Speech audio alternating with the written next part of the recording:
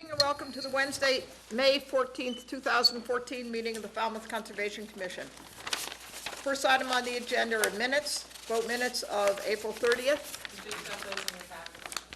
I read them, and they were fine. They were not as detailed as Susan, but almost as detailed as Susan's.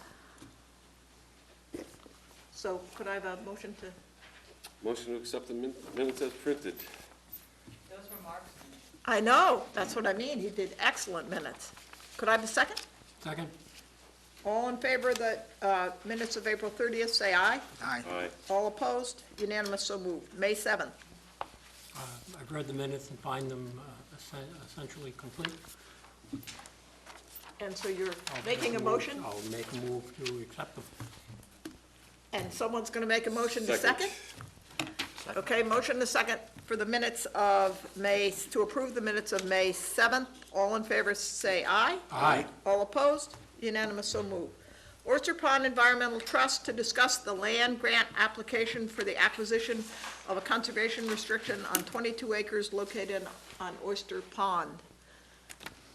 Good evening, Wendy, and maybe you could tell us the process that you and I discussed right at the beginning, at some point in your presentation?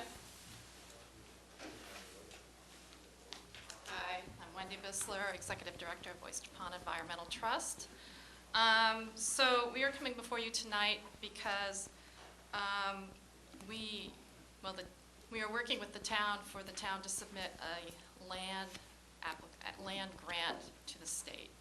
And the reason why we're doing this is because we're purchasing, Oyster Pond Environmental Trust is purchasing 22 acres from Woods Hole Oceanographic, which is the black shaded parcels here. OPET already owns 7.5 acres here, which is the blue, and Spore Gardens is down here, about 6.5 acres. Altogether, once we purchase this and put this under perpetual conservation restriction, we'll have 34 acres of contiguous land that will be protected in the Oyster Pond watershed. We're particularly very concerned about saving and protecting this parcel because this is the last developable parcel in the Oyster Pond watershed. As you may know, as Oyster Pond, like all the estuaries in Falmouth, is suffering from too much nitrogen in the water column because of backyard septic systems which are leaching nitrogen into the groundwater and then therefore travel to the pond. It's been estimated that this could be subdivided into 10 parcels, but if a 40B was on here, up to 70 units could be put here, on here. So that would have a devastating impact on the water quality of the pond, which is already stressed. So anyhow, so what we're here for tonight is to have you vote that you will submit the land grant application. We actually are doing all the work. We give it to you to send up to the state. And the process is that I know back in March that you had already voted to accept the conservation restriction. The land grant is actually the money, the grant that will go up to the state, and you will get a reimbursement of 50% for the amount of purchasing the conservation restriction from OPET for this property. So the way it works is the town submits the land grant for $800,000, or they'll purchase our conservation restriction for $800,000, then you will get a reimbursement of $400,000 from the state. The town is already at town meeting on April 8th. They already voted to give us $250,000 towards the CR for this $800,000 Through CPC funds. from the CPC funds. So, so tonight we're coming before you to ask for you to submit the land grant. Next week I'll come back before the board and I actually dropped up this packet for your files for you to look at. This includes the actual land grant application, includes the project summary, and it includes the draft conservation restriction. At that point, next Wednesday, we can go through all the details of the application and the conservation restriction. I've already had a meeting with Heather Harper and Jennifer Petit. We've gone through this. They know what's going on. I'll be going before the Board of Selectmen on Monday for the Board of Selectmen to vote also to give Julian Suso the ability to sign the grant application. So. Okay, so Is that we clear? can't, we can't sign it tonight. We No, can't. no, no. We can't sign it until the Board of Selectmen approve. It's just to vote to submit the application. Have you gone to FinCom yet? Yeah, yes, they The said, actual committee, not they the said January. we said because they went through the process of the town meeting, Okay, that they're all set, FinCom's all set. okay. And when you have a question, you're getting $400,000 reimbursement for the From- land grant, Mhm. $250,000 from CPC. And the 150,000 OPET will give to the town. And has that money already been secured? Well, it will be at that point. It's going to happen all together. So we give the town 150 and you guys give us 800,000. We don't even know if, there'll be several steps along the way for the grant. So first, I think about in December or January, we will hear whether we ever received the grant. Okay. And then all these other steps. will then- That was my next question, and Yeah. what was the timeline on? Yeah, and then there's all these, and then there's other steps along the way for doing, Okay. signing the CR, stuff like that. Finalizing the CR, because this is just a draft that will go up with the land grant application, because the state might want to have some input, you guys will, you'll have some input, so there'll be changes probably in the CR along the way. Okay. Okay, so tonight, just you have want us You just to, have to vote. to make a that motion- That you will submit it, that we will submit it contingent upon the Board of Board Selectmen. of Selectmen, yeah. And lucky for you, you don't have to go to the Board of Selectmen, who will say that they will agree contingent upon FinCom. Yes, yeah, exactly. Yeah, and so, we'll get into the meat of the matter next Wednesday. Okay, good. So, Any other questions? Mike, you probably know about this because you've heard it in a different format. oh, yeah, yes, Yes, because you I heard it on the do, CPC. yeah. I'm fine with it. Yeah. Question. Okay, so A somebody want to motion make that submit- motion? Motion to submit the land grant application for the acquisition of a conservation restriction on 22 acres located on Oyster Pond, Contingent upon contingent upon approval of the Board of approval of the Selectmen. Board of Selectmen. Second, Yeah, thank you. Okay, we have a motion and a second. Do we have comments from the audience? Okay, motion and a second to approve the land grant contingent upon the Board of next Selectmen? hurdle. Okay, And right, great. all in favor, say aye. aye. All opposed? Unanimous, so moved. We'll see you next week, Wendy. Okay, Good luck. See you, thank you.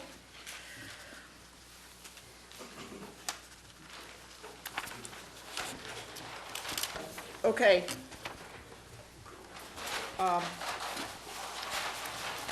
We're going to move the hearing for notice of intent. We have any RDAs? No, we have an RDA first. Request for determination of applicability, Elaine Griffel, 10 Rawson Street, East Falmouth, for permission to construct additions and a deck. Jen? Yes, Madam Chairman, the staff has reviewed the project. We are recommending a -2 under the statement bylaw with the resource area boundaries confirmed. Could I have a motion to, Motion to accept staff's recommendation. Second. okay, any questions here? Any questions from the audience? Do you want to say something? I won't if I don't have to, no. You're ahead right now. I'm gonna keep it that way. We'll take it up. Okay. All in favor of the motion on the table, which is to accept staff's recommendation of a negative determination, which means that Joel's client can go ahead with the proposed work, say aye. Aye. All opposed? Unanimous, so moved. Thank you very much. Thank you. That's one of your more outstanding presentations. One quick thing on that property, Madam Chairman, is that we do have concerns with the vista printing that was done from their property across Rosser Road. That property bordering that salt marsh does happen to be under the jurisdiction of the conservation restriction. Ms. Griffel did request to do some vista printing in the past and was granted permission, but it far exceeded what we had allowed to be done. We did check with the utilities and they did not do the work for there. So staff will probably be coming back to ask the board to authorize us to write a letter not allowing vista printing across there now until Can we do that right now? if we like. I have no problem with that. If that's what we're doing, let's do it Would you like now. to make that a motion? Sure, let's, We'll send a letter, like, not allowing any more vista printing in that area until the issues out there can be addressed. It is your property. And Far exceeds- that we can see, with that, also see a letter of permission from the Board of Selectmen. Yes. Could I have a second? Second. Okay, motion and a second on the table to issue a letter revoking the RDA, and, The one for the vista printing across the street. Yeah, not for the addition. Right, but, So we're not going to issue something and then take it away from you. thank you very much. for Yeah. doing that. I mean, Ms. Griffel is here in the audience this evening, and maybe there was a misunderstanding about the amount of printing that needed to be done. But I'm sure that she can work with staff and make sure that that is done appropriately. We did also check with M-Star, and they have no records of the work being All right. done by their utility, which we were told did the work, so. Okay. ma'am, you can say something. I brought some pictures of before, and I did not go into the tall trees, I just stayed over the other side. Well, what I suggest is you bring the pictures into staff, and if they're comfortable with the pictures, they don't have to send the letter, but if they're Yeah. not, we will. These are the before, and they look just like now. I mean, I didn't, with the tall trees where I didn't go past the tall trees, I just Staff, stayed. Mark's been out there multiple times. Yeah. with Before and after pictures, so we'll deal with it at the staff. Yeah, I think it's best for you and the staff to look at the pictures and to go out and look at it now. Yeah, and I also have concerns about there's some trees behind the big ones that are growing up into the wires. And if those could be Well, addressed. actually, you have to come up and tell everyone, tell the world who you are. Oh, You have to. That's the procedure in a public meeting. So, ma'am, could you, well, I'll take it up, and then when they come out, Elaine Griffel. no, into the microphone. Believe it or not, you'll be a TV star tomorrow. Elaine Griffel. I would like some backup or, to get some of those trees that are just below the wires. Take- Well, We can work with staff. I'll tell you what, and the best way to do it is to be out there with staff, Okay. look at the Yeah. record, but we will still, Jen will know that if we're not gonna revoke it, she'll know that. If she is gonna revoke it, she'll send it to you, and then she'll work with you for what has to be done in the future. Okay. Okay? That'd be good. All right. All right. Will she be coming in? Well, Someone? what you wanna Staff. do is, you wanna call and make an appointment with Jen or Mark. Okay? Jen? This is Jen, What's Miss your last McKay. name? This is McKay. the Conservation Administrator. All right. Okay, motion and a second on the table to issue the letter revoking the RDA, if that's necessary. All in favor, say aye. Aye. All opposed? Unanimous, so moved. Thanks, Joel. Okay, request for hearings under a notice of intent. We're going to take, I'd like a motion to take Town of Falmouth Harbor Master. I'll make a motion to hear the harbor master's application first. Second. Okay, all in favor, say aye. Aye. All opposed? Unanimous, so moved. Good evening. It's not your turn yet. Oh, okay. You can stand up there. All hearings of the Falmouth Conservation Commission are heard simultaneously under the authority of the Massachusetts Wetlands Protection Act and the Falmouth Wetlands Bylaw. Although a single decision is issued, it represents a separate decision under each authority. First one we're going to hear tonight is Town of Falmouth Harbor Master, care of Greg Frazier, Minot Road, East Falmouth, for permission to extend Little Pond Channel by 50 feet to the north with improvement dredging of 37 cubic yards of sand to be used as beach nourishment at Bristol Beach. Jen. I'll save any of my comments for after Greg's presentation. Greg, good evening. Good evening. For the record, Greg Fraser, the Director of Marine and Environmental Services and the Harbor Master for the town. I'm here to ask your permission to extend an existing permitted channel.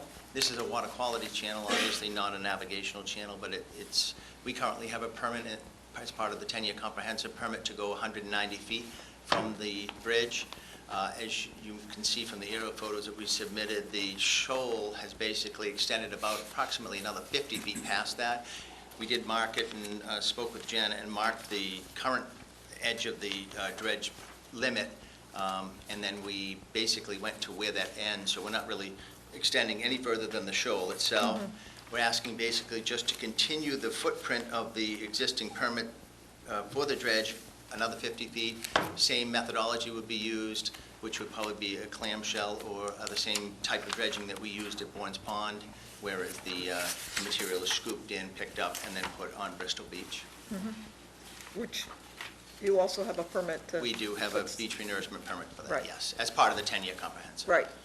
Yeah. Okay. Jen? No questions. Mike? I assume the work would be done on a going tide, low and going? Well, if we can do that, that would be fine. But we're not 100% sure we'll be moving forward with this project. We have to consult with the Water Quality Management Committee. We want this permitted in case we move forward with dredging this fall. Right now, as you know, there's no time of year restriction on this particular. It's the only one we do not have a time of year restriction on. And we would like that to continue, even though it really wouldn't make a difference for us, because if we were going to dredge this, we'd be looking to do it in the wintertime after the oysters for the demonstration project are removed, sometime in November, mid-November. So we would hopefully go in, do the small dredge project in the month of December before, if there were a time of year restriction, it would kick in January 15th. And the Water Quality Committee is not concerned that this might change the parameters of their demonstration project? Well, originally, we had spoken at length about that, and they are concerned about it, and that's why they wanted to say, let's go ahead with the permitting, but whether we would actually move ahead with the actual dredging yet to be determined. Certainly it would be with consultation with you, because obviously they don't want to do anything that would change the parameters of the demonstration project. But if they did it, it certainly would be a time when the oysters were not in the water. Well, I have a question. Condition. I have a question for you, Greg, and that is, all the dredging that's been done there in the past, do you have a record of when that was done? That is typically done like most of the other water improvement dredging projects, and that is in the springtime. But do you have what years it was done? We do have that information. I'm sure Jen has it. Well, the reason I'm saying it is one of the things that Mike noticed when he read that water quality report for that first year is, if you're measuring water quality in a pond, and it's being plugged up part of the time, and then it's unplugged, Right.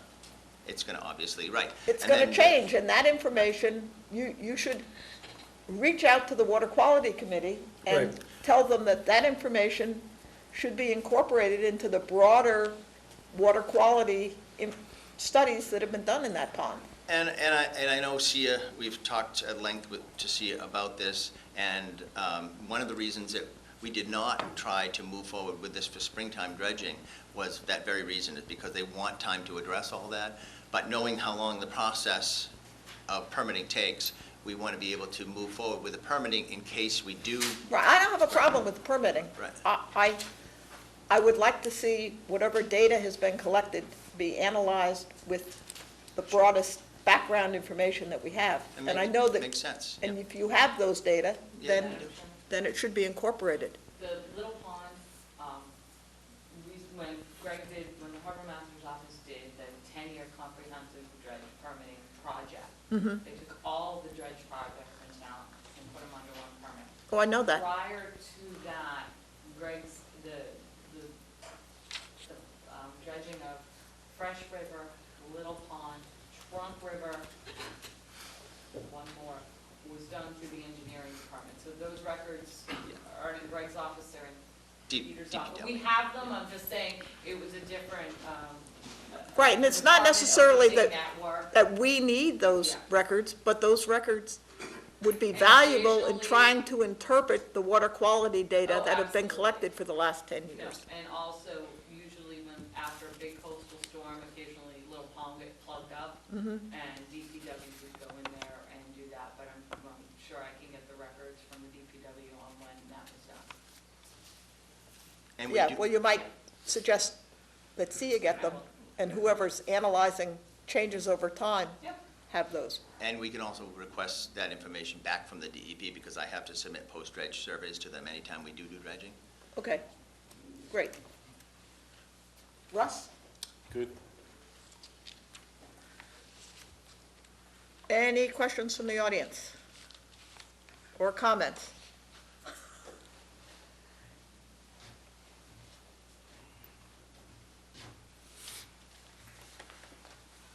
Ray. Raymond Young, excuse me, Raymond Young. I am retired from the DPW Engineering Division. I was the project engineer on the original project at Little Pond.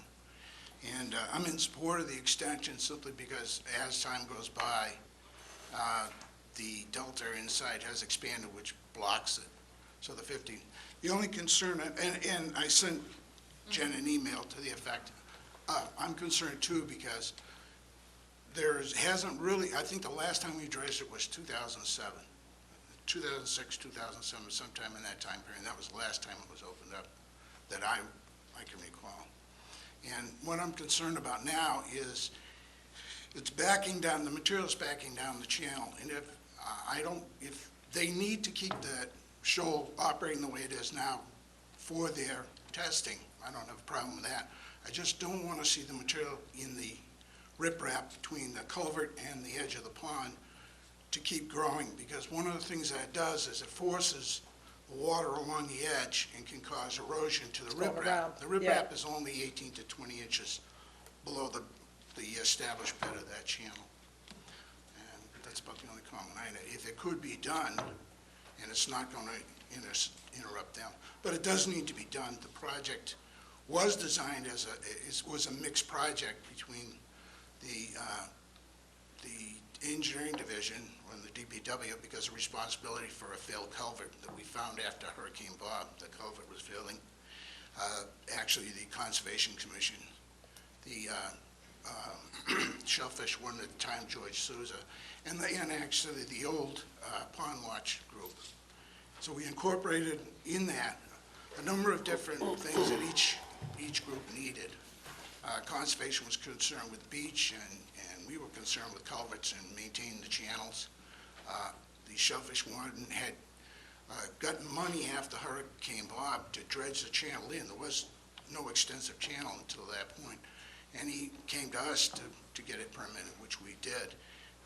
The pond watchers, in their reports, had singled out the shoaling and the blocking of it as a significant potential problem with the water quality, and however, we weren't able to move on taking the whole shoal at that time. The biggest holdback on it, or the problem we had during the permitting process, did go through MEPA. The problem we had with that was with flooding during storm events. Coastal Zone Management was particularly interested in the 10-year storm, what effect that would have. We made provisions for installation of boards if that turned out to develop into a problem, and we did operate those for a couple of years. As far as monitoring, at the time of the project's development, the pond watchers were doing that, but their monitoring ended sometime around late 1998 or 2000. And they had a contract with the planning board for that. Well, And we have been. you would have their we- reports. No, but we have been given data from, what, is that 2003 on? Well, have that been- would be through the. Well, I know, but I'm the later saying, one, yeah. those data are, I mean, one of the things Mike noticed was you could see the water quality sort of getting worse, getting worse, getting worse, and all of a sudden getting better. Right. And I wouldn't be surprised if those jumps had to do with the Well, opening. again, if you're seeing them around the 2007, where those records are in the engineering division. Yeah, I know but you I know don't that. see, But remember if you when see you it in said that to me, time, Mike? is what we would Remember when you expect. said that? If you would see it, you would see it in that, you would hope to see it within that timeframe. Yeah, well, I would I like would- to, I'd it would be, expect it would be useful, I think, to compare those data sets. Oh, yeah, certainly, because that's one of the on-the-table issues right now is doubling the size of that. And I'm not, because there's a number of other issues, you can take one Like septic, environmental issue. like septic systems? Yeah, well, that's doing itself. But you can have problems with, we were concerned about erosion of the beach. That is a sand trap in that area that was developed in the mid-50s after Hurricane Carol by the state of Massachusetts built that for the town. So that ends up being the foot of Falmouth Heights Beach. And it is a sand trap, which is what causes a lot of the erosion problems. And there were elements within the original project to work on grading the beaches in certain ways in order to reduce that flow. Right now, you have a very high beach on the east side of that, the short jetty side. And that jetty was actually extended about 40 feet. And that's all filled to a full capacity. That hasn't been done. Yeah, well, So, I mean, any, so there's a like number you of say, elements any in block, that. right, any link in that chain that you're altering can, Right. You have a design capacity for it, but then you have what I call the operational capacity, which is what it will do under any maintenance, whatever the particular maintenance condition is now, will give you a different, not necessarily what it was designed to do. The design looks great, but if you don't keep the cross-sections and everything correct, it's gonna make a mess. But I do support extending it, because at this point, it's necessary until further designs or something else can be worked out, so it should be done, if possible. If it could get in and remove the material that's just backing down, just to keep that open. I don't think that'll affect too much of what they're doing, because it's inside, it's not changing the routing, which is now around the outer edges of the show. okay, thanks, Ray. Thank you, Ed. Any other comments? Okay, we have a motion and a second on the table to close this hearing and take it under advisement. Madam Chairman, you do We not have a don't. motion on the table. No. Could we have a motion I on the make a table? motion to close the hearing, take it under advisement. Could we have a second? Second. Okay, a motion in 2 seconds. All in favor of the motion on the table, which is to close the hearing and take it under advisement, say aye. Aye. All opposed? Unanimous, so moved. Thanks, Greg. Thanks, Ray. Thank you, Ed. Okay. Catherine Barrett France and Heidi France Dale, 8 Millfield Street, Woods Hole, for permission to repair and maintain a 65 linear foot of stone seawall, construct a 1-foot-high stone wall behind the seawall with fill behind, restore salt marsh area, construct a 4-foot by 10-foot granite cobble wall, replace wood rail fence, reconstruct 70 linear feet of retaining curb and associated clearing, excavating, grading, and landscaping. Jen? Yes, Madam Chairman, I'll save any of my questions until after the applicant's presentation. Sir, we haven't seen you for a long time. It's nice to be back. And after I say a few words, I hope to retire to the audience. All right. And perhaps you'll find this a fully documented and a repair of a seawall that's a good idea. But you have to tell us who you, I know who you And are. I'm Gregor McGregor All right. of McGregor and Associates. My clients are the sisters, Catherine France and Heidi Franz Dale. Their parents bought this house in 1952. The Franz parcel at the edge of Eel Pond is at the lowest point of the pond, and their neighbors have raised their seawalls with permission of this commission over the years. But this seawall has suffered from deferred maintenance. It's now at the point where it's unstable and does not function properly.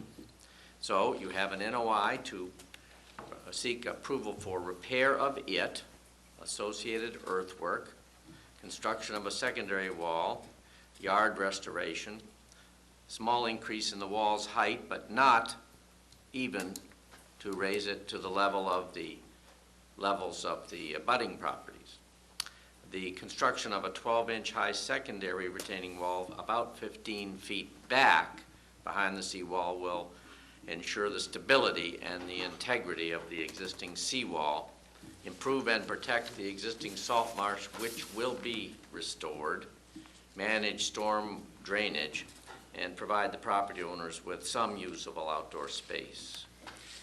The experts that will address the project for you are Jeff Ryder of BSS Design in Falmouth, and as an environmental consultant, Mark Manganello of LEC Environmental Consultants, the Plymouth office. We hope to enjoy your approval. Jeff?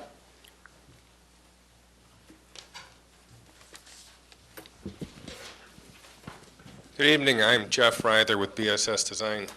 Does everybody have a copy of the plans? I got an extra copy. Well, as Greg had mentioned, we did the plans and consulted with Mark Manganello, also with Teresa Sprague, with Blue Flax on some of the plant selection and restoration. But I just want to go over the resource areas, and then I'll get into the project. This is Eel Pond, Woods Hole. Out here, this is land under the ocean. You'll see the several docks in this corner. From there, we go into a small coastal beach. This area kind of pinkish on my plan. From that point, there's a stone seawall. The 65, this isn't the main subject of tonight's discussion. That you'll see also in the cross section that it's the top of the coastal bank. Not the final coastal bank, but that is coastal bank by definition. We have a small strip salt marsh just behind the wall. And then we get into land subject to coastal storm flowage. And then a secondary coastal bank around the house, with the top of the bank at the limits of the flood zone. So those are the resource areas on the site. Construction access is labeled here at the driveway. We'll be taking down the old rail fence, discarding that, and then coming down to the shoreline to do the wall reconstruction. I just want you to pay attention to the cross section, because that shows pretty much the entirety of the project there. So at the shoreline, we have a 2.3 foot high wall, more or less. It does seem to dip at this low point where road runoff and also yard runoff comes down. It has opened up the joints in the wall, and the wall has sunken some there. There's some existing spot grades there if you want to follow along. There's 2.0, 2.4, 2.5, 2.7. And we believe that 2.7 was the height of this wall. This is in NGVD elevations. So we'd like to rebuild this wall or repair this wall and hold it at elevation 2.7. And that's shown here again in the cross section. So you'll see little notes such as, work in 10-foot sections. That's up here at the repair of the 65-foot vertical stone seawall. We don't want to dismantle the whole thing at one time and rebuild. We'll just pull it apart 10 foot at a time, rebuild it with the stonework we show here with new toe stone. This toe stone will be placed on the sand and then sort of smushed down with the machine. This will be a mini excavator probably here, or a small backhoe. You'll see that there's notes here to place construction mats down. Now this is on the salt marsh, and I understand that's not the greatest thing in the world, but we've got to get to this wall without, with the ability to dismantle and put back a 10-foot section in a day. So again, we'll be working at low tides and doing sections at a time, all the way down to 65 feet. Then we'll back out this way and begin the secondary wall. Now this is an area that we've decided to build up because the salt marsh here has been creeping into this yard. Years ago, I was in front of you for licensing this ramp and float, and one of the conditions, I believe, back in those days, this is in the 90s, early 90s, was to restore this area with woody shrubs, which was done. But the salt marsh grasses came in, and the salt water took out the woody shrubs. So the woody shrubs don't work here. So going back to the secondary wall, here's a note up here for 90 foot of new granite wall. Here it's cross-sectioned here.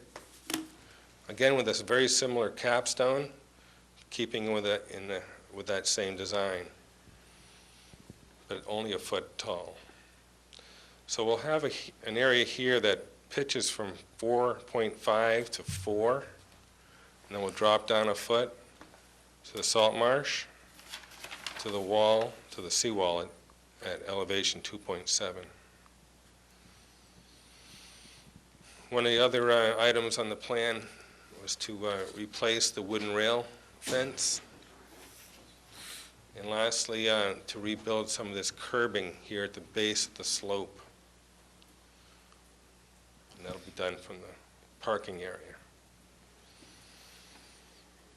There's a little detail here of how we want to place our plugs, how often, and specified some of the salt marsh plants.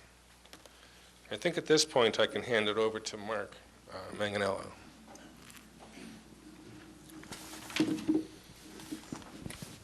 Thank you. Again, Mark Manganello, I'm with LEC Environmental Consultants. We became involved in this project last fall to assist with resource area delineation and putting the final touches on the plans for the project. Our focus when we got to the site was primarily obviously on the existing seawall, but we quickly observed the area Jeff's been describing behind the seawall that's sort of become a salt marsh, albeit a degraded salt marsh. And in learning the final details and the methodology associated with repairing the seawall, it became apparent that the project could actually incorporate a really good salt marsh restoration plan that would result in an overall improvement to the salt marsh while maintaining and enhancing the property owner's ability to enjoy the waterfront. So the salt marsh restoration area is in the location of the existing salt marsh, of course. We're going to replace the soil there, which is not of high quality, with a proper salt marsh base. The species diversity will be increased through the proposal, and the size of the area will be increased, and we believe the erosion problem that's occurring in the salt marsh will be eliminated through the plan. So that's it in a nutshell. It's highlighted. It's in essence the area between the two walls and moving up along the side of the property slightly. The seawall section at the bottom of the plan shows the detail of the plantings, spacing, and species, and that type of information. If there's any other questions you have about that part of the project, I'd be happy to answer them.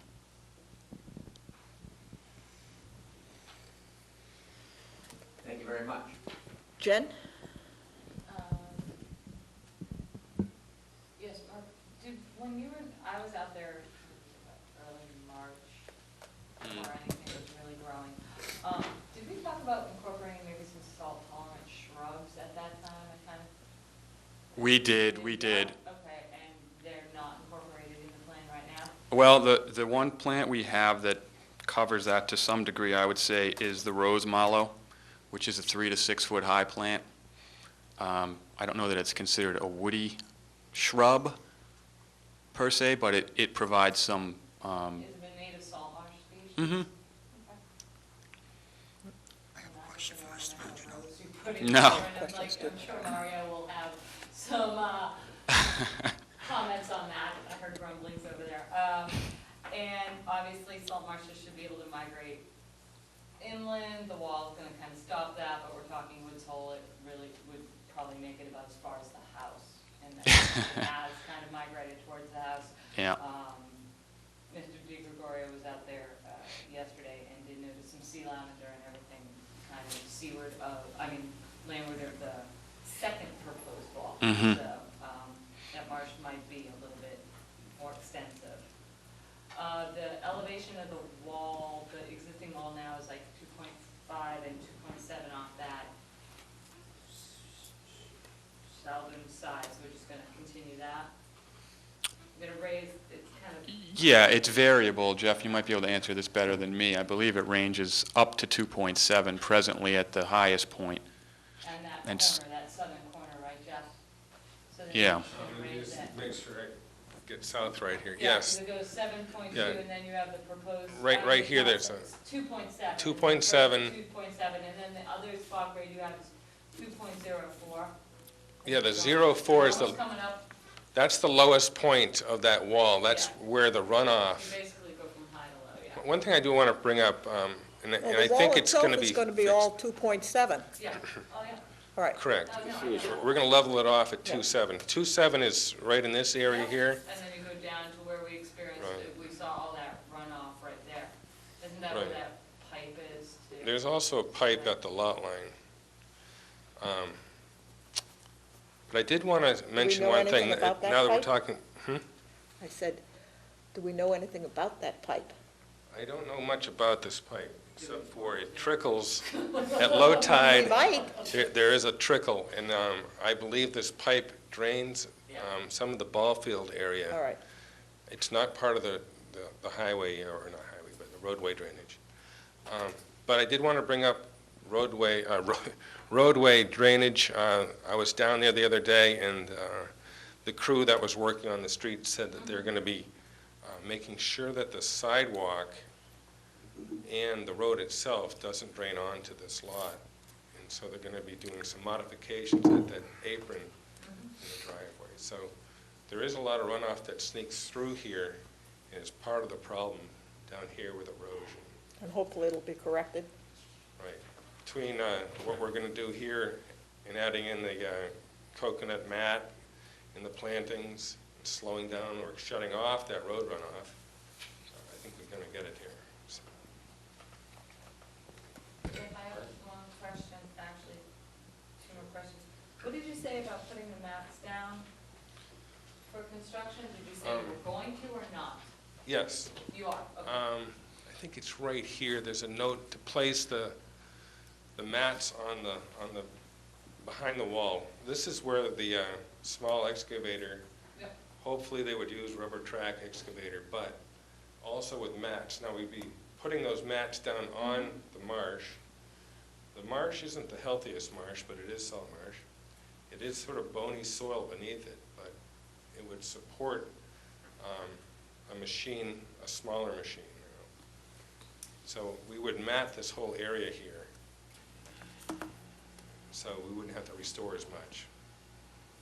So, Jeff, is that little walkway going to be up to the height of the wall or not? oh, the little walkway, I didn't mention that. That's a The one step, that goes step to the down, driveway. one step, two risers down. Okay. That'll be at grade, and so this yard runoff still finds its way, to the wall and back over. And what exactly is reconstruct the concrete retaining curb? Right here, there's this, it's not a wall, but it's about a 6-inch high concrete Okay, yeah. I say wall, but it's kind of a curved wall. It's about so tall. It's grass in front of it, grass behind it. Sort of an area that was held back for the parking. Just to retain the Yeah. Yeah, slope. there's areas that are breaking off on it. So. All right, thank you. Mario. You know, this is an unusual site. I haven't seen too many salt marshes upgrading of a seawall. You really don't see that too often. So But you see it in Woods Hole. you see it in Woods Hole, and we're seeing it here. And I have no problem with the repair of the seawall. It definitely needs it. And I like your planting plan for restoring some of the degraded areas of the salt marsh. Good stuff there. My only question is, what did you use as criteria for delineating the salt marsh on this plan? Well, as Jennifer mentioned, there's definitely salt marsh vegetation that's creeping up, and it's kind of, I don't know, it appeared to be intermixed with lawn grass. Would you say that the plants above your line are dominated by plants that are adapted to saline soils? That's more than 50%. Yeah, it was hard to tell at the time of year we were there. It didn't appear that way. The area is certainly well-traveled, you know, by residents of the house, so it looked like a well-used area. And I focused on the area that was clearly dominated by salt marsh vegetation. And the mowing of the salt marsh would make it even more difficult. Yep. Yep. And you would admit there's mowing ongoing in the salt marsh. It looked like it was mowed not too long ago. Well, it's hard, again, it's hard to define exactly where the limit of the historic lawn is there and the limit of the salt marsh. There's always been that area that's sort of roped off within 15 feet of the back of the seawall that's been more or less left alone. And that seems to me to be the core salt marsh, the marsh that we delineated. Behind that, as you get to the side of the property, over here, it's creeping up, and so we delineated a little bit further up in this area because there was some more conspicuous salt marsh vegetation in that area. So I tried to find out. It looks basically like you set the line at the edge of the mowed line. Is that right? For the most part, yeah. There was, you know, I'd say it extended a little bit further up along the property line there, but yeah. I mean, it looks like there's a historic lawn that's been there a long time, and over the years, as the seawall is slumped and not worked as well, salt marsh vegetation's become established in there, mixed in with the lawn species. Just like you'd predict with sea level rise. I suppose so. Well, I would put this over on my fellow commissioners. The reason why I'm concerned about the extent of the salt marsh is they're proposing a retaining wall where I think the salt marsh exists. And that's against regulations. We don't allow hard engineering structures in a salt marsh. So I think that LEC, with the help of staff, or I'll go out and we'll check out the vegetation up gradient of LEC's line and see if we can get a closer look at that salt marsh delineation. I'd be hard pressed to permit a hard engineering structure in a salt marsh. That's it. Okay? Mike?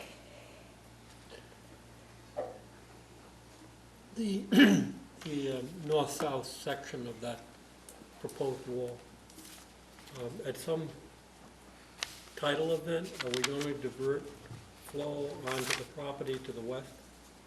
No, we took a lot of care to make sure there weren't going to be any changes to stormwater movement to adjacent properties.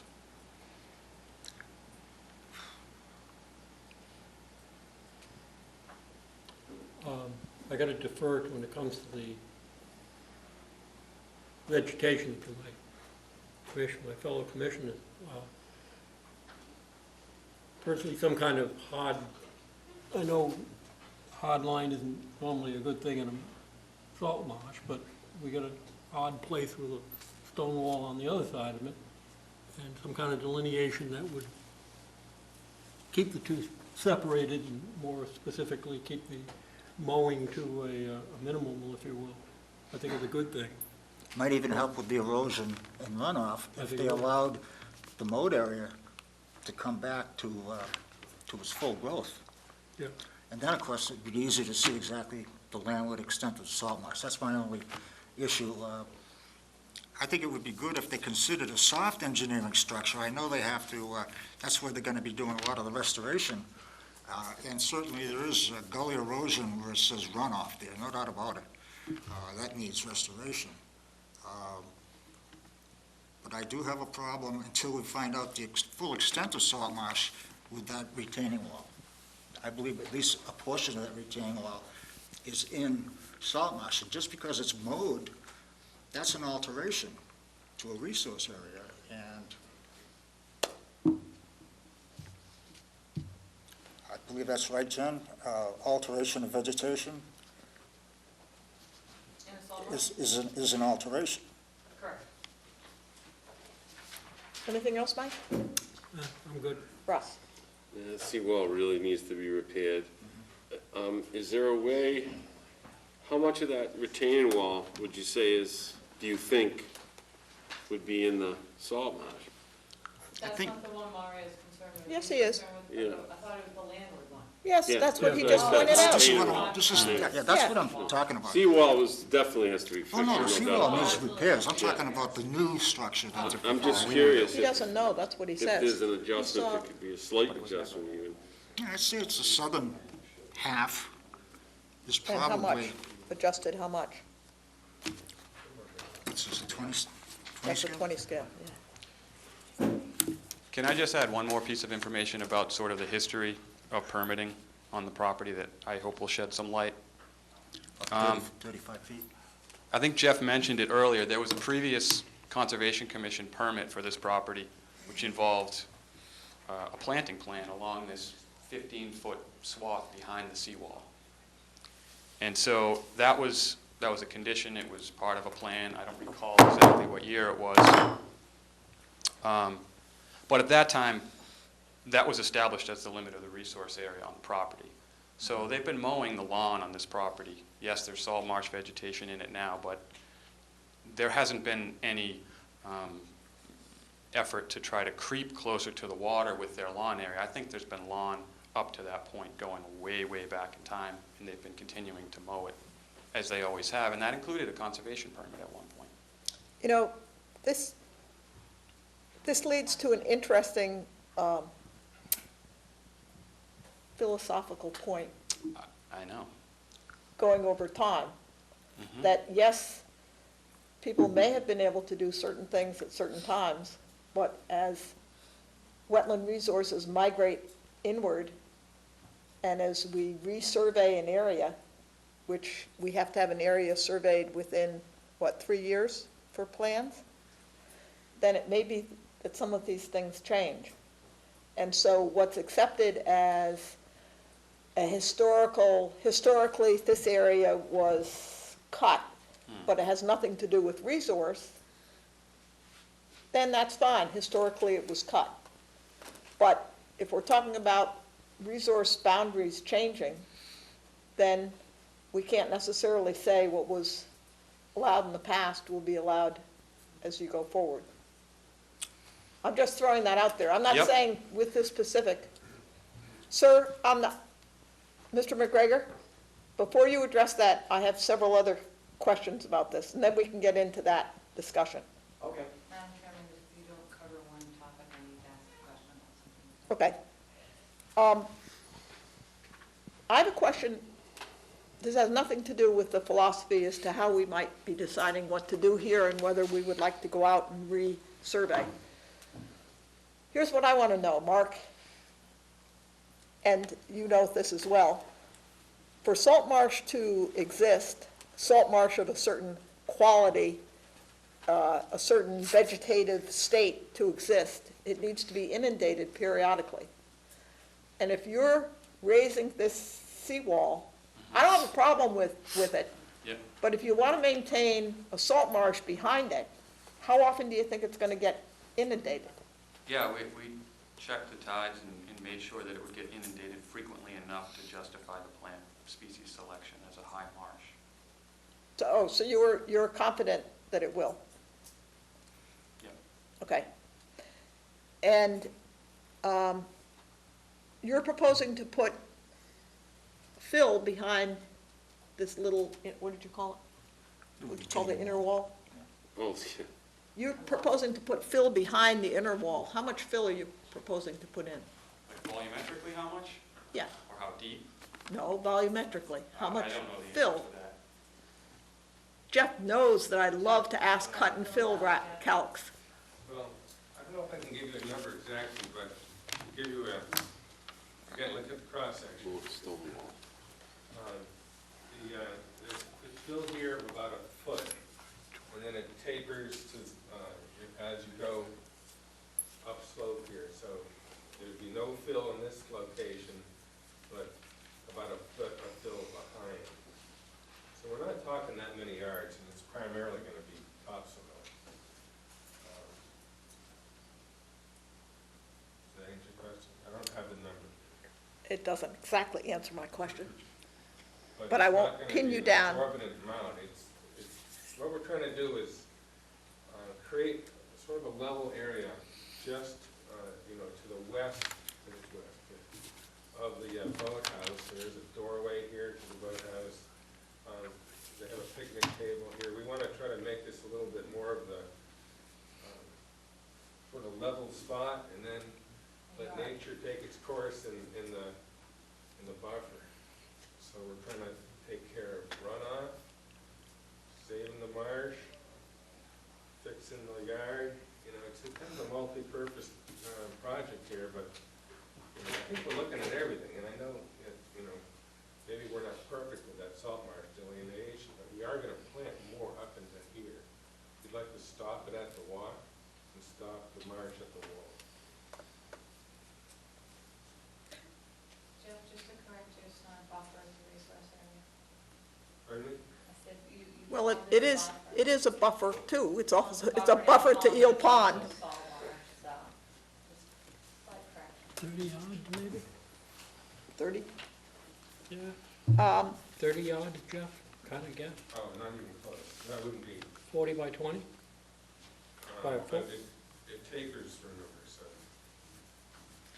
to foot to zero. Presumably 20. this seawall has a Yeah, license to it, more like that. 20 yards. 20 Max. yards? 20 yards max. Like a big dump truck. Maybe two regular dump trucks. A big 10-wheeler? Licensed, this is a licensed seawall?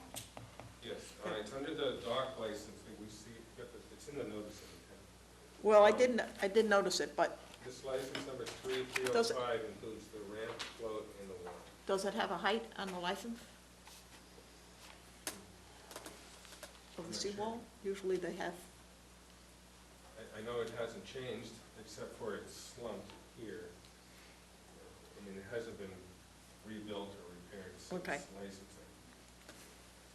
I just want to look at that. And just a general, any equipment that would be down there, this is a general, Jen, you might want to note this, would use that biodegradable oil, hydraulic, whatever the Hydraulic, yeah. stuff that Tom always talks about.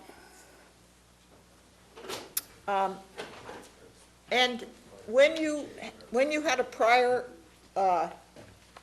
permit that required woody vegetation, 1.8 mean high water at that point in the wall. I don't know if that's helpful. See? 0 to 1.8, that doesn't look like another foot. So that's what you were looking for.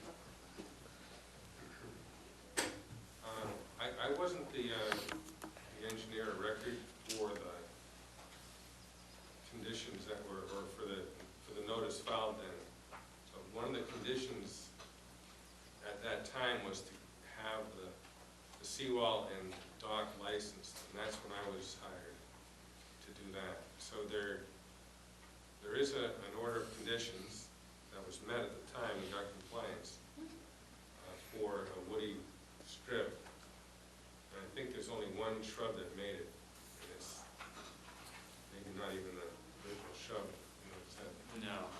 it looked like it was a resource area buffer planting. Well, are there, But that was back in what, 90, 93, 91? Yeah, sounds 91 is right. when So you're I talking, licensed what, 25 years ago? If you look in the- 23 years ago? Mhm. Whether it was a buffer planting plan back then or not, you know it's a salt marsh, so. Yeah, and we labeled it as such, yeah.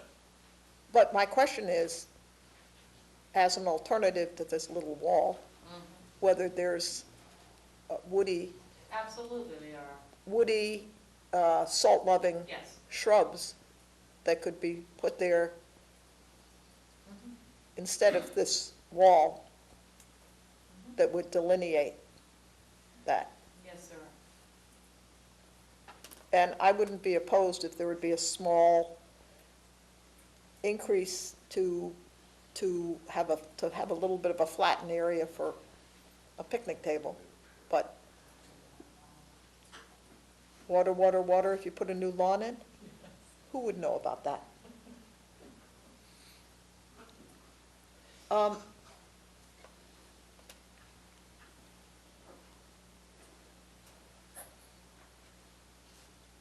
I don't know, I would be more comfortable for the record if we had a clearer delineation of the salt marsh.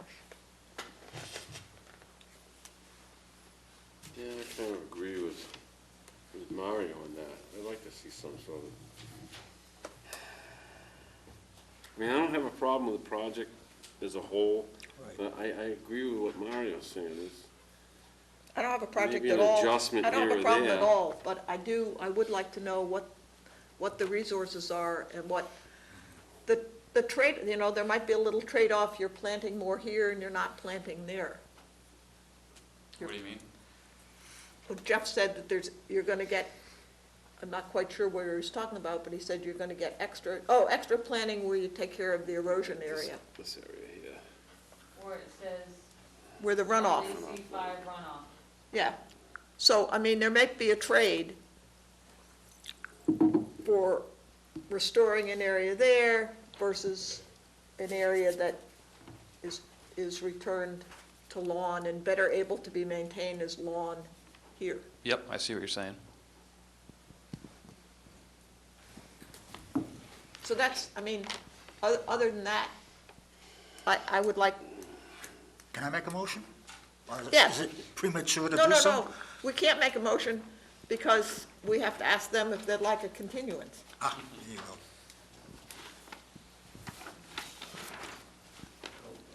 I'll ask my clients in a moment, and they'll probably say yes. I wanted to answer your philosophical question briefly. Okay. When you have your site visit, your small group site visit you described, you will be able to confirm that any mowing was done in accordance with the 1991 order of condition. That is, the area that was okayed for mowing back then has been mowed. And no more, and no more than that. And if there's a ground for agreement as to where the functional salt marsh ends and where it ought to be restored and delineated in some manner, and with a fairly noticeable change of elevation near there, with, as I heard you, Madam Chair, say a flattened area for a picnic table, that would be the core around which there might be a consensus Yeah. as to this wall, a different wall, the shrubs instead of a wall, I can't predict, but we'd have the core of an agreement around that. Yep, I Because certainly we're all see- on the same page I think about we all agree that this is, delineation. yes, I wanted to say, though, that we're not relying on a vague history of historic activities for some kind of implied grandfather protection due to mowing. These are the same owners, they've maintained the property as best they could, and hope that salt marsh would take since the original permit, and this is a new and better approach to accomplishing all of the modest goals that have been described. yeah. I do want to look at the license more carefully. And the only thing I would potentially incorporate into here is to have water, to have a couple of pipes to allow seawater to come into there a little more frequently than You know, should you have a strong, what kind of wind would that be? Southerly. Southerly wind. Where do you have that in mind? Where? Do you have in mind a place or two? Well, incorporate into when you're redoing the seawall. Okay, you understand. Well, there is, in the section, you'll see, just under the Maybe cap, 10 foot. these are small drain pipes, 1.5 inches every 10 feet. That was to, 1.5 inches. Mark says this will get inundated with tidal water, and it'll. You don't think a 1.5 inch pipe is gonna get plugged up, given all the stuff that floats in? It's actually for drainage this way, and it talks about that, that the fabric is to be placed over the pipe. You might see that somewhere. Right here. Yeah, place fabric over drain. The detail is that. It's primarily to drain down the salt water that gets trapped in behind. Right now, there's some wallowing that occurs back in there and softening. So I wanted to, Make sure the wall stays, yeah. it doesn't really need a drain for the whole wall itself. This is to really sort of drain off this salt marsh, so it doesn't soften in the road during any rainstorm. So I'm just trying Okay. to, All right, trying to get some of the water off in behind there. Because if you've seen what's happened over here, it appears that, you know, it's always been sort of soggy and vulnerable to the runoff. yeah, but like yeah, but that probably gets, like you say, that gets the road runoff too, Yeah, I'm hoping that's gonna which is a stop. big, yeah. So we have that down for discussion too. Now, what date do you have in mind for the requested continuance? Jen? It's up to you. Or you want to do a site visit? I'm going to be away till next Wednesday. Oh, we're not fast with my schedule. But whatever it has to be within, Not fast, I'm not with my schedule. Jen, within the next month. Oh, yeah, absolutely. The 4th or the 11th of June, then we jump to the 25th or the 14th. We can't jump to the 25th. It's just not- Okay. Oh, that's right, okay, so. 4th of the 11th. Maybe you have a moment to check on the 4th or the 11th? Yeah. Okay, just for a moment. And if you have a choice, the 4th would be better than the 11th. Thank you.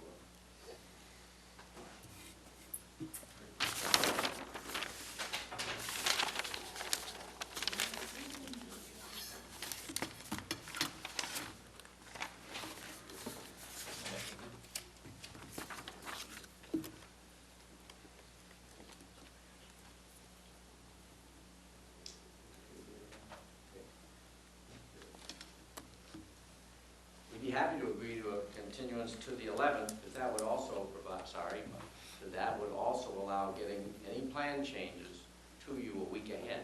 Correct. Mm-hmm.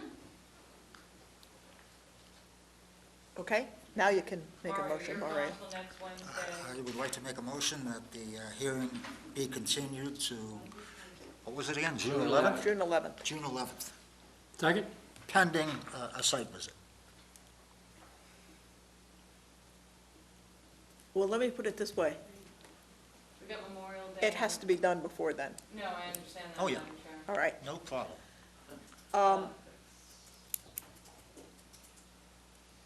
Any questions from the audience? Okay, we have a motion, a second on the table. We have a second, right, Susan? Yes. Okay, for a continuance till June 11th. All in favor, say aye. Aye. Aye. All opposed? Unanimous, so moved. Thank you. Thank you for your consideration.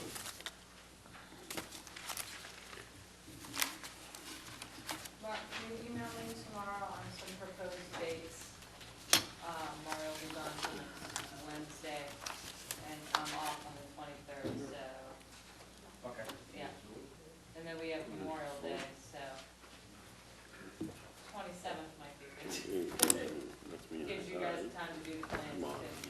Mario, you're gone until Wednesday? I'll be back on Wednesday. You'll be back on Wednesday, okay. We'll do it the 22nd. All right.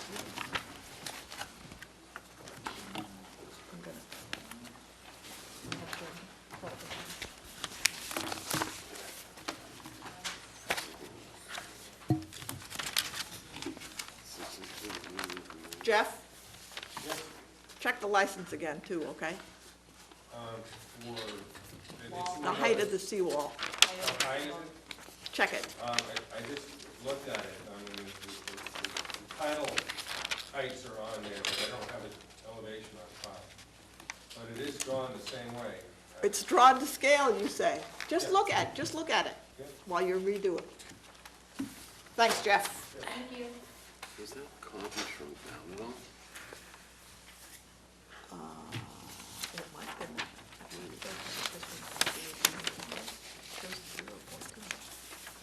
Tom, you're waiting there in the wings. And I see patient people in the back waiting too. Ralph Gentile and Susan Work, 432 West Falmouth Highway, West Falmouth, for permission to elevate the house 16 inches, place fill around the house, construct additions, enlarge second floor, remove porch, and build it as a smaller deck. To remove deck and construct a mudroom and bath above, to remove vegetation, replant with native species, install native mitigation plantings, and the associated clearing, excavating, grading, and landscaping. Thanks, Tom. Jen? Yes, Madam Chair, and also any of my comments or questions until after you get into the presentation. Thank you. My name is Tom Bunker with BSS Design. Survey, prepared this plan. The slight history, the house, as it noted in the narrative, the house used to be much closer to Oyster Pond over there, and it was moved back away from the resource area in 1997. House was built in 1930 originally. So it's been there for 16, 17 years. At this point, Ralph Gentile and Susan Work want to add on to the house. It's fairly small. The resource areas here are pretty far away. We have Oyster Pond, which is a tidal salt pond. There's a coastal bank and some BVW running along the coastal bank. 100 feet from this BVW and the top of the bank, just come into here, barely making it to the garage. So it doesn't come close to any of the proposed work. But there is, because this is in a flood zone, there's an elevated landform in this location. So there is, would be considered a coastal bank along the edge of this, just to the northwest of the garage. And so we're using that as the furthest landward resource area, and we have an A and a B zone from that coastal bank. No work is proposed within the A zone, but most of the addition that's proposed is within the B zone of that coastal bank. In addition, the entire site is within the Sipper's Marsh, Black Beach District of Critical Planning Concern. So we have some additional mitigation calculations to deal with on that. So what they're proposing to do, as you can see on the plan here, on the west side of the house, is a proposed screen porch and a proposed dining room. Those are both one-story structures. Where the dining room is now, there's a small deck, but then there'll be another, that will be replaced with the dining room, and then there's another deck coming off the south, or some steps coming off the south side of that. The existing porch across the front side of the house will be removed and replaced with a smaller porch and a deck on the sort of the west half of the north side, and the east half of the north side is going to stay removed. And then there's a second-story balcony. That's the other heavy line you see over there. And on the east side of the house, which is outside jurisdiction, there's a mudroom. It's a two-story addition right there with a mudroom on the first floor and a bathroom on the second floor, and then landing and a step further off to the east of that. This site is right where two different flood zones converge. There is on the north of this site, there's a flood zone A12 elevation 13, and the south part of here is A12 elevation 14. And the odd thing about it, on the old flood maps, it doesn't even acknowledge that there's this elevated landform. And by our survey, there's this landform here, and where the house is now is not in the flood zone, although if you look at the current flood maps, it shows the whole thing as being in flood zone elevation 14, but it's not. So I can say, as far as the planting calculations on the bottom left corner, we have the 2-to-1 mitigation planting for the screen porch and the dining room, the expansion in impervious surface, and then there is also the DCPC planting mitigation calculations. So we have a disturbed area. Basically, the lot is 46,000 square feet, and 14,000 and some of that is disturbed with the house and the lawn. I'm not including the common roadway, which runs across the north side of the lawn. Taking the 6,000 square foot allowance, we have 8,240 square feet left, 10% of which has to be planted. So we have 824 square feet required to be planted from the DCPC, and then the 2-to-1 mitigation for the impervious surface is 768 square feet. From the fill now, we're filling, almost all of it is not in the flood zone, but there is a little bit of it, which is just north of that 14-foot contour going down there. But this fill is going to fill up even against that landform, which is to the west of the site. And so to get into there, some of that existing vegetation, which is basically all invasive, will be removed to take that fill in there. So all of the vegetation that being in a DCPC, that area of vegetation, which is 515 square feet, is going to be replaced. As I have on the note there, 190 square feet of it in the location where it came from, and then another 325 square feet will be replaced closer to the resource area along the road.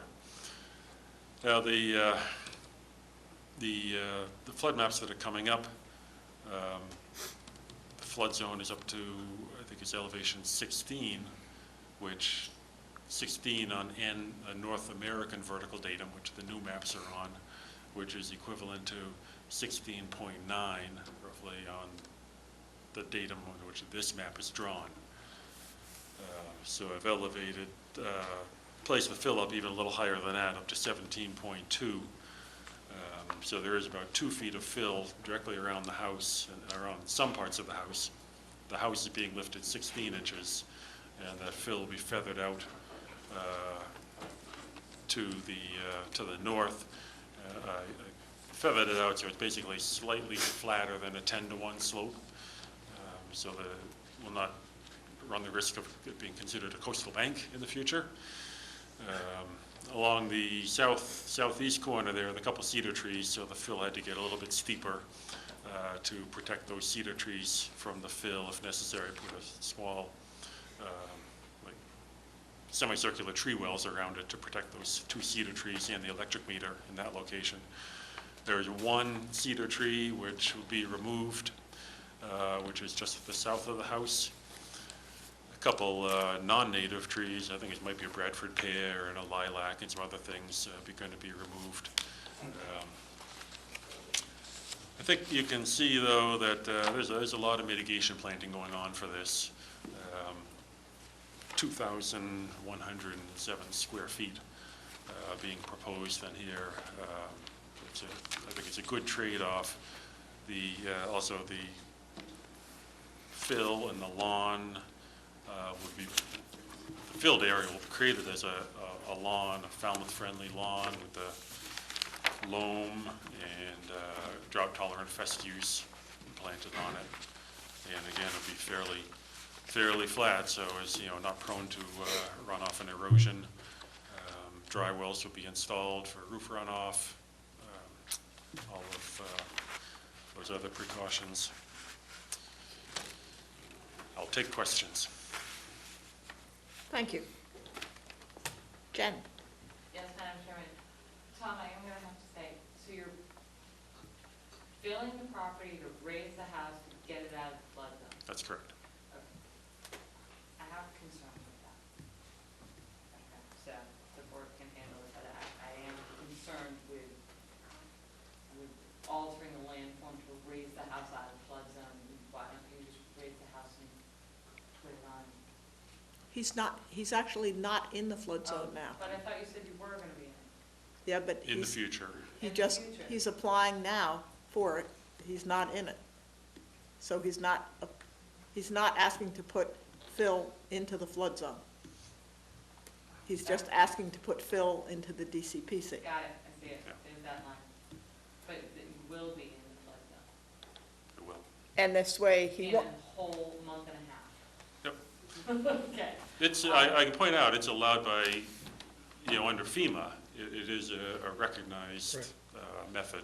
Yes, I understand that, but you're also within the DCPC, so it may not, they're gonna have to determine whether placing fill within the DCPC is significant, and, I don't agree with placing fill to raise structures out, because you're still altering floodwaters and storm event. You see what I'm saying? Well, Like, FEMA may allow it, but I don't think it. Floodwaters, these are, Still water it's an A elevation. zone, it just comes up. It's not a hydraulically constricted area No, that's I going to understand. create, currents that, go to other properties or anything. It's just No, coming I up around understand. it. And because it's not an island of fill. Agree with it. Yeah. I don't necessarily agree with it. The only other thing, Tom, is you are not quite meeting the setback for the building setback on the backside of where the proposed dining room and the proposed screened porch are for the DCPC. You need to have a 15-foot building setback from the actually vegetated area. That's just a small thing, but it is a DCPC right now. That's all my questions. And your planting is good enough. You do have a lot of mitigation planting There's a in lot. there, and that I like to see. Well, I didn't know how importantly you rank bittersweet as naturally No, I vegetated. understand that, I understand, but, thickets. we It's went what through will, this, it's what will down the naturally road. succeed without man's intervention. Yeah. What's that? What will naturally grow without man's intervention. So, And you will agree that's that- my only concern. But that's less of a concern. That could be modified a little Yeah, bit. that's nothing. I can take that planting that I showed replanting there, and it Right, could be moved somewhere else. Yeah, we'll elsewhere. just move that. Right. Mario? This seems like a lot of fill being brought in, especially on the east side of the house. Looks like you're raising elevations by 2 feet at one point. Yep, that's correct. Is there anything in the regs that say anything about putting fill in a DCPC? I guess I'm not knowledgeable enough to know that answer. We can all look before we actually vote on it. Presumption where a project includes removing, filling, dredging, building upon, or otherwise altering the land within the waters of the Blackfeet, Great Sipawisset Marsh. The commission shall pursue that area is significant. Is there a particular performance standards that says, you are only allowed to place this much fill? No. But you do presume that activity will have will alter an area under your jurisdiction. So the answer is, The answer It's is, a presumption. you can, it's a presumption, Deliberation. and we will deliberate and see whether Tom has overcome that presumption. okay, that's my only question. Tom will think about that while the rest of us think about our questions. Think about how to overcome it, yes. How many yards of fill? It was 260.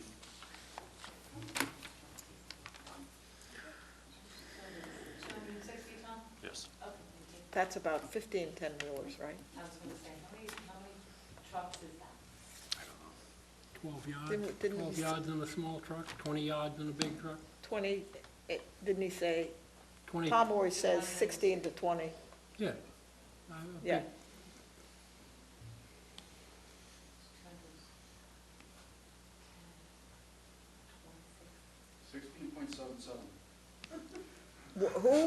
Who was that? You?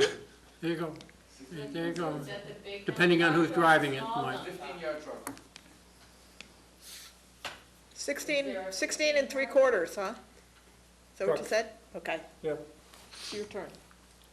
Um, Was that your question? how many bedrooms now, and where are we going?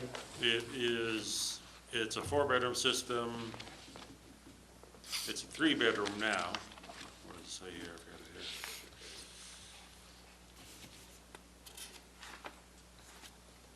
I know I had it in there somewhere.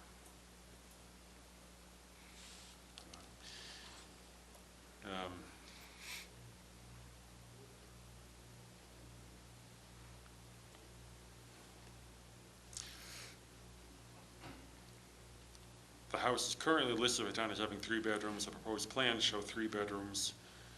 But there was a septic system, a 4-bedroom septic system was installed, but the house plans, it's a 3-bedroom It's house going to plan. stay 3 bedrooms. Yes. We got the bill, we got the bedrooms. I have no more questions. My questions have already been answered, so I'm good. I guess, Phil in the DCPC, I guess, is the question would be significant to, which interest, I suppose. I don't think that this amount of fill here, landward of a larger landform, will significantly affect In the area that is currently lawn. in an area that's currently lawn, Lawn. it's unvegetated, there's already a house there. Backed It up is- against the hill.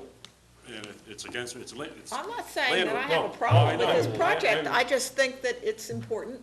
yeah. Right, right. it should be discussed, you're And absolutely right, but I don't think we should be the ones who have to overcome the presumption. Oh, that's what I'm saying here, that, I believe this amount of fill will not significantly adversely affect any of the values of the protected resource areas, including the hydrology of any flood zone. Partly because it's behind, seaward of this other larger one.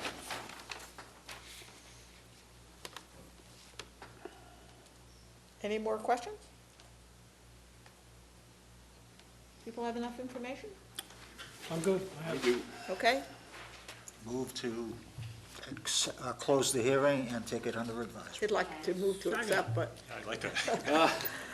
okay, motion on the table to close this hearing and take it under advisement. Are there any questions from the audience?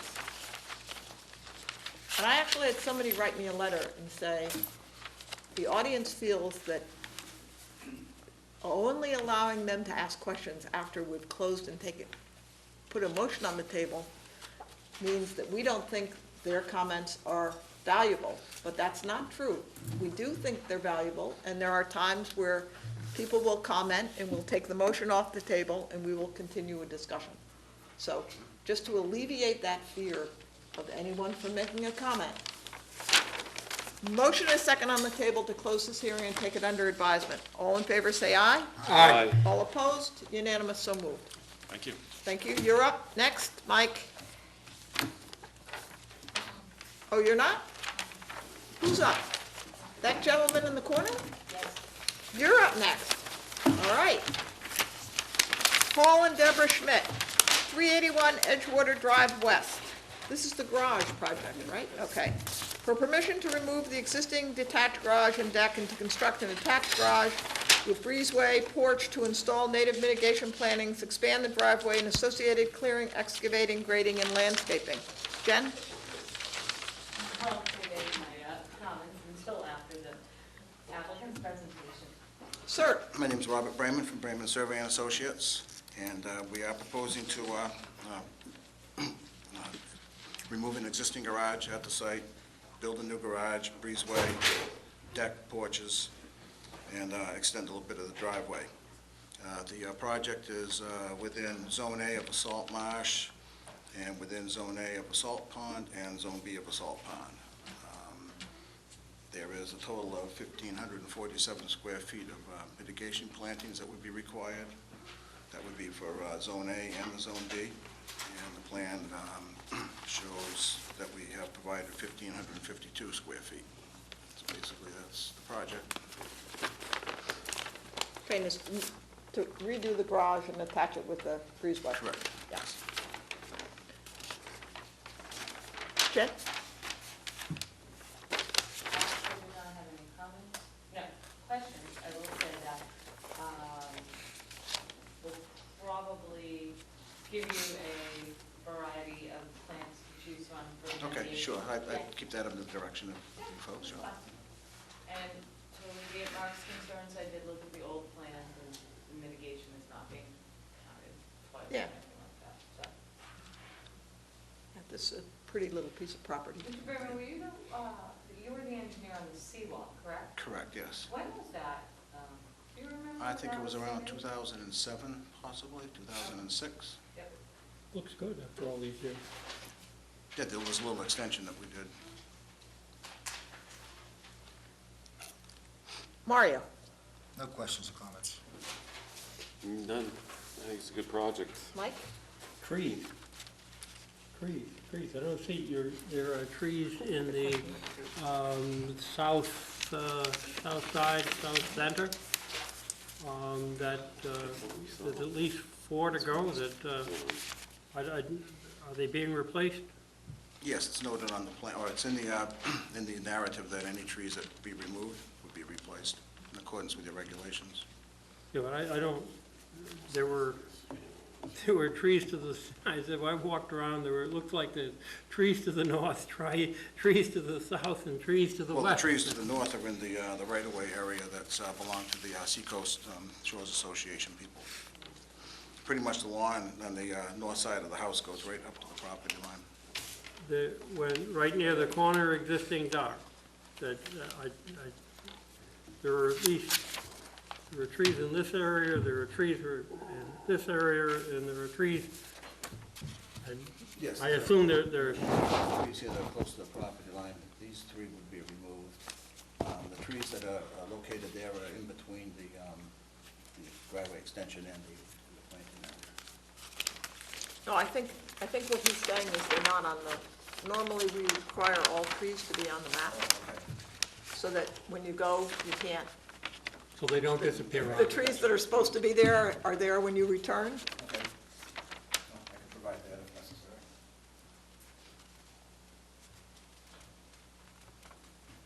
Yeah.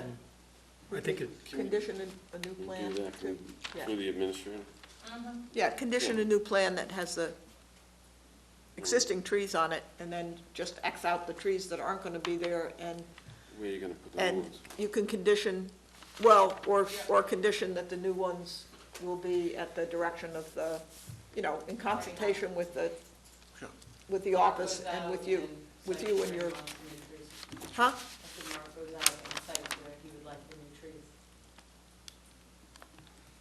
Well, I hope he gives some leeway to, Spread 'em to the out. people who live there. We will. All right, I will make sure that okay?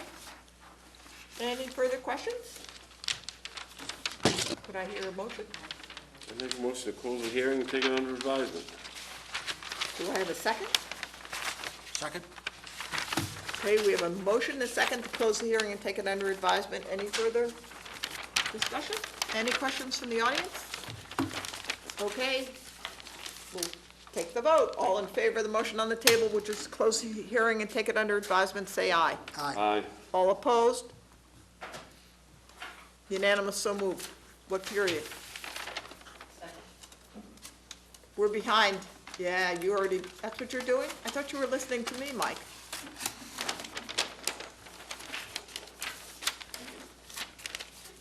Thank you. I knew you'd be getting updates.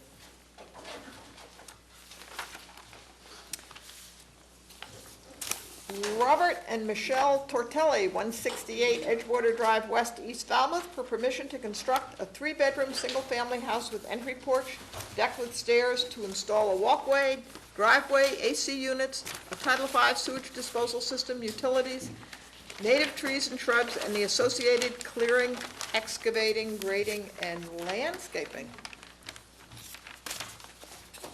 This is a riverfront project. We have a little bit of everything tonight. Riverfront, BCPC, salt marsh. Do you have any comments? Not at the moment, Madam Chair. Good evening. For the record, Mike Pimentel with JC Engineering. This project involves the construction of a single-family home along with a Title V septic system, driveway, walkway, decks, associated clearing, tree removal, grading, associated utilities. It's all located within the riverfront to Eel Pond. A portion of the work is going to be located within 100 feet of a coastal bank as well. That's located across the street. The existing conditions of the property is it's a vacant lot, plenty of trees on the property. There's a coastal bank across the street, which is the closest resource area to the project. There is a salt marsh, obviously, just on the other side, and a mean high water of Eel Pond. The riverfront encompasses pretty much 90% of the property. The 200-foot outer riparian zone line is parallel to the side property located here. Most of the work is obviously located within the riverfront. Only a portion of the project is going to be located within the 100-foot coastal bank. The single-family home is going to be located outside the 100-foot buffer zone and the Title V septic system. So essentially, the only thing that's going to be located within the 100-foot coastal bank offset is going to be a portion of the walkway and a set of stairs. There's some utilities. The water is going to be within the 100-foot buffer zone. There's an overhead wire and some clearing of trees and grading. What we're proposing to do is to capture any stormwater runoff. Instead of going into the roadways, we're constructing a little low spot on the property to capture the runoff. There is going to be some tree removal, obviously, within the property limits, but the only trees that are going to be removed within the 100-foot buffer zone is going to be a total of 8. And you'll see all the trees that are going to be removed from the site that's shown in red, and the other trees that are shown in green are going to remain on the site. So with that, I'll take any questions that the commission may have. Okay. Jen? What's that thing that's wrapping around the deck? The thing that's wrapping around the deck, well, there's stairs on that. Stairs? Oh, those are the stairs? Yeah, those are steps. So they kind of come down and around? There's 2 steps. Correct, exactly, 2 steps. Okay, all right, that was it. I was just like, what is that? Mark and I met with the applicant's representative, like, out in the field, March at some point? Yeah, I think it was Approximately, yeah. March, maybe, yeah, early March, so staff's comfortable with the project. Mike? No, it would seem pretty straightforward. I'm okay. No question? Mario? Can I put my Bugs and Bunny hat on for a minute? Sure. Of course. That's See always, all the bunnies at that DCPC project? Not just the bunny statue, but there were lots of live bunnies around it. There's a ton of them out back here, out back of Town Hall. Just in the, I guess that would be the northwest corner along the road embankment. There's a nice colony of trailing arbutus. It's about 2 feet by 2 feet. It's the only trailing arbutus on the site, and you know it's a native plant that is not as common as it used to be on the Cape. And I think you could probably work around it. Once again, I'll be glad to go out and show you where it is, but it seems to me you can certainly go forward with the project. That part or that part? Right here. Where? What corner, Mark? northwest, Oh, right here, he says. Northwest corner? one of Yeah, these it's right, trees that it's is, right on the top of the road berm, you know? 2 by 2, you said? Yeah. Yeah. right here by the road berm, Okay. so you ought to be able to protect it. That's No, what you you should need. see Yeah, it. it's right near the gas gate, the proposed Yeah, gas right. gate. The gas lines going to? Yeah, it's maybe just a little south of the gas The line. water to me. We're between the gas gate and the overhead wires. And the water, actually, I think. Is this a water line? Yeah, there's water here, and there's gas line That's here, water, so it's in and that's between. gas, in between the two. It's in between the two. Yeah. Well, maybe we're gonna have to put a special, orange You know, flag once around again, it. I might be going out on a limb here. Good efforts to save it as a condition? Yeah, Good efforts to save it. You Yep. know, Yeah, put it in understanding, condition. Yeah, Yeah. we'll put it in the condition. Yeah, that certainly won't be a yeah. problem. There you go. Perfect. okay, you're all set? Could I have a motion? I make a motion to accept, No, you're gonna close the hearing. oh, you're right. Make a motion to close the hearing, take it under advisement. I'll second that. All right, we have a motion, a second to close the hearing and take it under advisement. Is there any comments from the audience? The audience is down to one, and that one is thinking about something else. Oh, there are two in the audience. Okay, motion to close the hearing and take it under advisement. All in favor, say aye. Aye. All opposed, unanimous, so moved. You didn't want to say any more, did you? No, you were on the right road. All right. Thank you very much. Your mouth, thank you. Request to amend the existing order of conditions. Have you enjoyed the night here, Mike? Couldn't think of a better place to be. I'm sure. Edward and Barbara Shapiro, 31 and 39 Nashon Circle, North Falmouth. Request to amend existing order conditions, DEP number 253973, to modify the pool area and remove naturally vegetated buffer and 3 trees, install native tree and shrub vegetation, and associated clearing, excavating, grading, and landscaping. Jen? Yes, Madam Chairman, I'll skip any of my comments until after the presentation. Thanks, Mike. Madam Chairman, members of the commission, my name is Michael Borselli from Falmouth Engineering, and I represent the applicant. I'm joined here tonight by Tom Lee of TL Studio, the landscape architect for the project. This is an amendment, so you may remember we were before you several months ago and received an order of conditions to construct a pool and associated patio on the north side of the house shown in blue on this plan.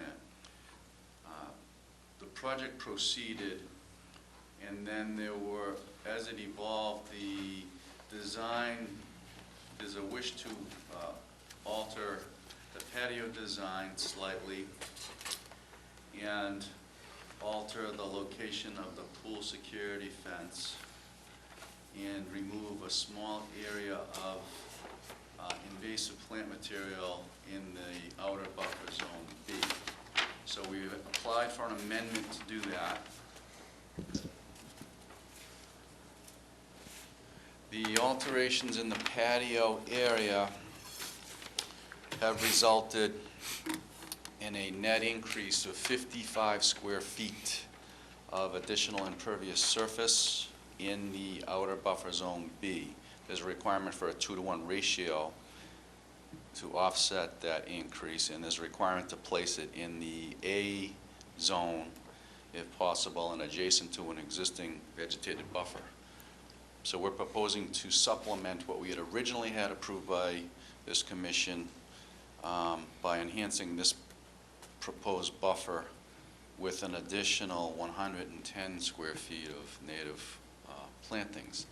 And the planting selection is outlined on the plan, selected by Mr. Lee. There's a small area here that we were hoping we could get permission to remove that's mainly invasive plant material directly adjacent to the pool. There's a total area of 130 square feet. It's in the outer buffer zone B, and we were hoping to remove it there and then add an additional 130 square feet to the proposed buffer enhancement I just alluded to.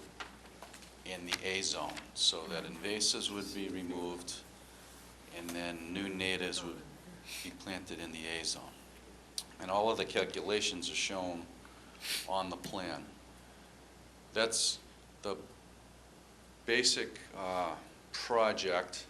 We've also asked for permission to change the location of the pool security fence. It had originally been designed to be right here and then go up around, but it became obvious to the owner that the fence would be right in their view of the background, which is a beautiful view of Buzzards Bay, and if possible, we'd like to shift it to a location that's going to be directly, it's going to be outside of the proposed buffer plantings so that it doesn't interfere with the buffer plantings, with the exception of one area. And that one area is a section of the fencing that would be right here. Originally, we were hoping to have it run through here, but after we staked it on the site, and Tom had an opportunity to review it on the site, it looked like it would be difficult to snake that section of fence through the native buffer.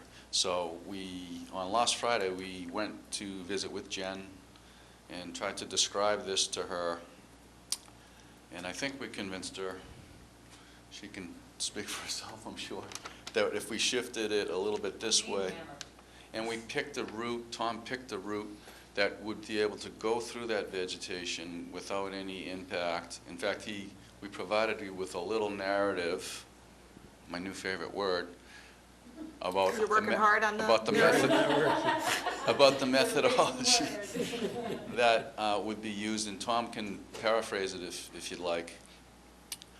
The goal was to have this section sort of disappear into the buffer. So there's three main things. A little bit of an increase in the patio area that we're offsetting with mitigation planting. An area of invasives we were hoping to remove to provide a little bit more clearance that we're also offsetting and taking from an outer buffer zone B, but putting in a no disturbance zone A, so this buffer is getting enhanced in what I believe is a better location. And then the fence alteration. So those are the three things we were hoping we could get permission through an amendment. And I'm here for questions, and Tom's here for questions. Are we looking at the same map? Are we looking at the same plan?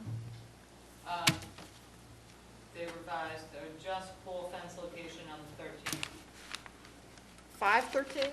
Yeah? Is this where the pool fence originally was? No. The original approval, the pool fence was right here. In fact, it was near where I'm showing the limit of work now. And you want it here? Because that drops it down, what, 2 feet or something? Wait a minute. I don't have a problem with moving the pool fence. I just am curious as whether it's inside or outside the mitigation area. Wouldn't it be better to have it outside and then you don't disturb the mitigation? That's what my comment was. Otherwise, you're going to be tempted to clear everything inside the fence. That was exactly Jen's, Tom Lee, landscape architect, that was exactly Jen's comment when we had given her preview. And we're gonna alter. Yeah, I didn't change the fence location on my plan. I only changed the location where it cut through the existing buffer. So I can give you a revised plan with the fence location. Is that fence location gonna come up to like where you have spot grade 11.4, let's say there, or, I'm just picking that, just outside the mitigation? Exactly. Yeah, it's going to come across We'll put it here. right across. Madam Chairman, we talked about that. I really don't have any concerns where they're cutting through the invasives up there. Yep. But I did talk with Mr. Lee and Mike regarding the mitigation plantings within the fence. I don't mind if they want to hide the fence with plantings, they just can't be part of the mitigation. Yeah, right. Yeah, we talked about shifting it to the edge of the new buffer, and the plan doesn't reflect that right now, but we did talk about running one row. We were hoping to do one row, if possible, of native plantings on the outside of the fence. I don't know if that's... You know what? You know what? You can do it, but it's not mitigation. Because you know, new owner comes in, doesn't like any vegetation inside the pool fence. Yeah, I mean, it would look nice because it'll block The Yeah. fence. the view of the fence. Yeah. The other question I have is, you have a couple of cedars that are Xed. Is that from the previous project? Actually, I didn't Is talk that about something? that yet. Oh, Those aren't cedars, actually. We're also asking, and it's on the plan, it says cedar and Says there's an cedar. X. oh, there are two of them are cedars? Yeah. All right, two of them are cedars. 6 inches. Two are cedars, and do you know what the- Cedar, cedar, cedar. I think they're all cedars, they're all No, cedars. I got into a lot of trouble when I was 5 years old, and there was a joke in the family about cedar treehouse as we were driving along, and everybody thought that that was a funny comment, cedar treehouse, but I didn't get it. I had never heard of cedar trees when I was 5. There are, It's late for me. I've had a long day. there are I was three gonna say, can't even cedars, say where you're going with that one. there are three smaller caliper trees, they're just over your 6-inch They're diameter trees. size. They're trees. They're They- trees. They meet the definition of trees. Yes. Replace them, Mike. And we, Where are we going with this, Mike? we propose to remove 3, Yes. and it's Plant outlined on 8? the, it's outlined on No, the those tree are from the mitigation other- kit. Oh. Those are from the other one. So we're gonna replace those 3 remove with 3 new cedars located here, adjacent to the previously proposed and approved. 5. 5. So it is part of the 8. So it's part of a total of 8. Oh, it is 8. There's one extra tree because of the regulation that requires you to Got plant it. 1 tree. Ooh, did we go over the, Not on this, we didn't, not on this Oh. amendment. On the initial design, we did, and we were, you haven't worked with our regulations, but Mike is catching on to every 1,000 square feet of mitigation planning requires a tree. so, Is that why you did it? You had 999 feet the last time, and now you have more? we had more than 1,000. Well, we put one more tree, I don't remember why. I think it was because we were right at 1,000, slightly over. Probably. Mike, if you can get me a new plan with that fence location sooner rather than later, I would appreciate it. Yeah, I can deliver that tomorrow. Thank you. Any other questions? I didn't mean to take over. Glad you did.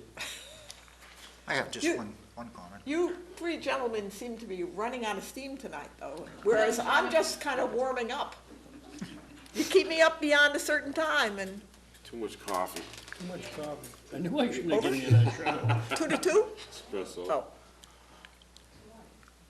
Just one comment. I have Yes. no problem with it, but you got about 1,500 square feet of plantings comprised of 2 species.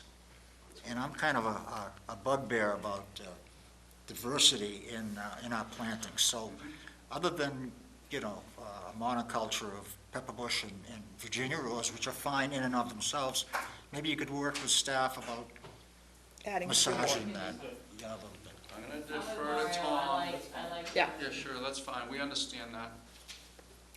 Tom's a plant person, he likes more than just one species, too. He doesn't like seeing cornfields out there. Okay, we ready? I'm with Mario on that. Make a motion to, Can I ask Mario one question? Sure. You may know. You could wait. Virginia rose, I know, everybody wants to get going. Virginia rose, Virginia rose. okay. What about- Beautiful flower, Nice flower. okay. Would that encourage people to trample in the mitigation area to maybe cut some and, you know, set up a centerpiece on the table? Would it That's okay. encourage? We allow people to do that. Stuff A little that's gonna- centerpiece is okay. Okay. I'm just saying, would it hurt the other? Well, you know, if we diversify the species, there'll be less Virginia rose to cut. Sounds good. And All if you right, plant the Virginia rose towards the edge so they don't have to beat down the rest of the plant. all right. I make a motion that we close the hearing, take it under advisement. second. Any further comments? Didn't you have a good time tonight? I did. Yeah. Okay, motion on the table to close the hearing and take it under advisement. All in favor, say aye. Aye. All opposed? Unanimous, so moved. Thank you, Mike. Thank you. Mike, all these years we've worked together, and I would think you would anticipate the questions I would have. I do. Oh, okay. Which one? No, it's fine. I don't encourage over. Are we gonna vote next week? Yes. We can, I make a motion to adjourn. Second. You didn't have There's to tell a- me that twice. there's The a evidence shows that at least motion two on the people are table awake. to adjourn. And a second. All in favor, say aye. Aye. All opposed, unanimous, so moved. Mike, apparently they're doing the pilot